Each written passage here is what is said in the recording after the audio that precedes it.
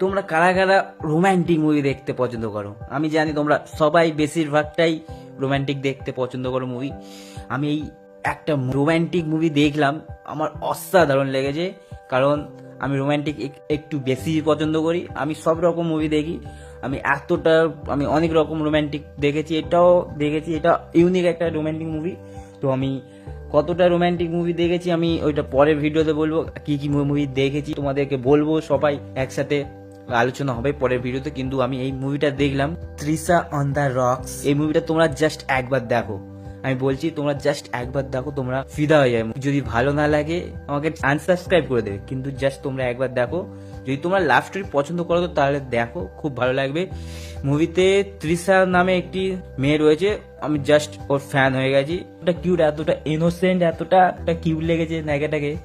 আর অভিষেক তো খুব ভালো অ্যাক্টিং করেছে। তৃষা, আমি দুজনার ফ্যান হয়ে গেছি, কারণ আমার দুজনের কেমিস্ট্রি এতটা অসাধারণ লেগেছে, তোমাদেরকে বলে বিশ্বাস করা দেবো না। তোমরা জাস্ট এই মুভিটা দেখো। তো মুভিটা তোমরা অনলাইনে যেখানে সার্চ করবে পেয়ে যাবে, ইউটিউবে পেয়ে যেতেও পারো, কোনো জোগাড় লাগিয়ে দেখে নাও। তো আমার মুভিটা খুব ভালো লেগেছে।